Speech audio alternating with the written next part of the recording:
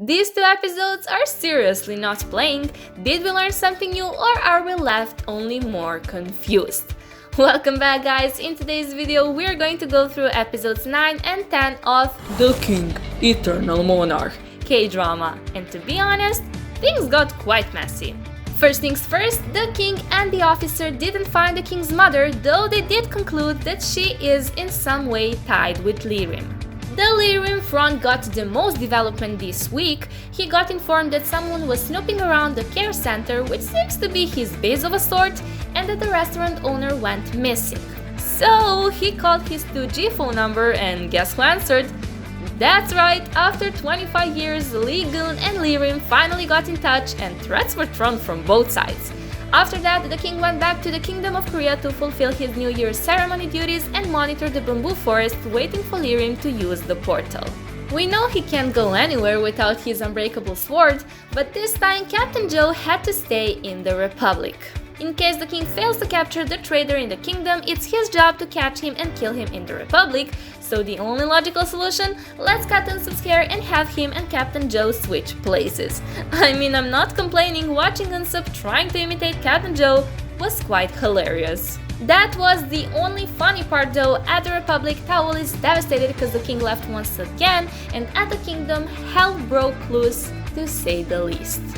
The king figured that there are multiple portals or gateways and that's why his guards didn't catch anyone, even though time stopped and Lee Lim was clearly in the kingdom at the moment. He went through a bunch of security camera footage looking for a 70-year-old man in the pictures, but he found no one again. And that's when it struck him, Lee Lim hasn't aged. Because in that no one's land part, time goes by very slowly or something. This aging part is still not clear to me. By the way, seems that Lee Lim's goal and what he needs the other half of Manpashik Joke for is acquiring eternal life.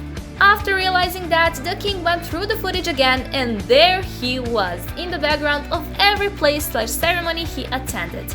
So Lee Gon decided to flush him out by setting up another public king's event. Lee Lim, who thought the king would look for the old man and not see him, appeared, and there we have it, the also waited for encounter of the uncle and the nephew. But rather than being covered in happy tears, this one was covered in blood.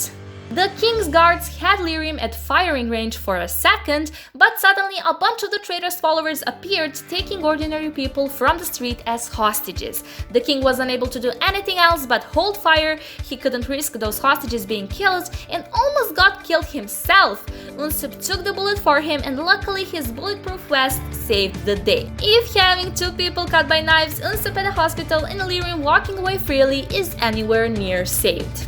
The news reached the Prime Minister. Her mother told her about seeing the Lee Lim look-alike the other day, so she was already suspicious and called the palace right away. But the king told her nothing. So she turned to the other man in her life, her convict ex-husband with strong connections, and made a deal with him. You find out who's sending me those newspapers and bring me the CCTV footage of the shooting, and I'll release you from the prison earlier. Fair square. Talking about the CCTV footage while away, the king found a way to watch Taul from the other universe by watching these videos Captain Joe provided to him. And those videos brought up another big mystery to this series. Specifically, one video showing Taul walking by a bookstore. Yes, the bookstore had a little boy playing with a yo-yo on it. The boy looked at the camera, thunderstorm struck at the kingdom, and Lee Gon noticed that video, and wait for it, was labeled as filmed in 2022. Who in the world is this boy?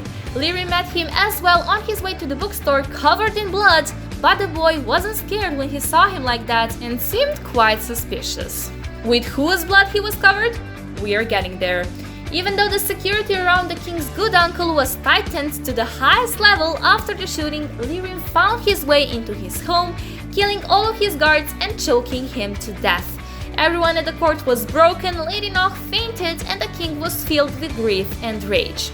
At the Republic, Detective Shinjae finally decided to pull himself together after his vacation and help Taul with the investigation of those murders and Lee Lim's doings in their world. He also told her the truth about which world he originated from. Also, after this scene, I think I know who the person that saved the king's life 25 years ago was. great with guns, carrying Taul's ID card and the mail on their side from the Republic. Am I onto something? Captain Joe seems to be onto something as well. Besides almost getting busted by a kid, he figured out that Shinjae's mother's counterpart, aka his real mother, is working at the court. The episode ends with the king visiting Taul after a while, giving her flowers for the first time, saying "I love you" for the first time, and then disappearing and leaving her in tears. So, here are my questions. How did the king suddenly disappear like that, and who is that mysterious boy tied with Luna, and is he and how is he tied to the events from 25 years ago?